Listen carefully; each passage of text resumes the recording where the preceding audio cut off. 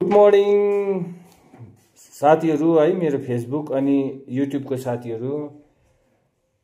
आज असार 15 को उपलक्ष्यमा चाहिँ है यहाँनिर हाम्रो छेउमा घरमा चाहिँ दही चिउरा चाहिँ अब बनाउँदैछ है।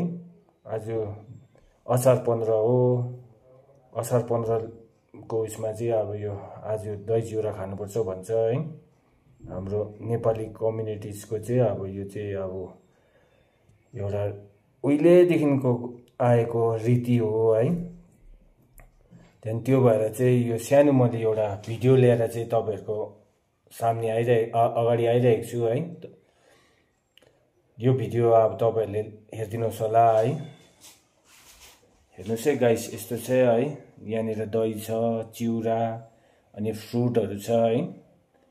अनि यो भिडियोलाई चाहिँ तपाईहरुले है लाइक, शेयर अनि कमेन्ट गरिदिनुस् है।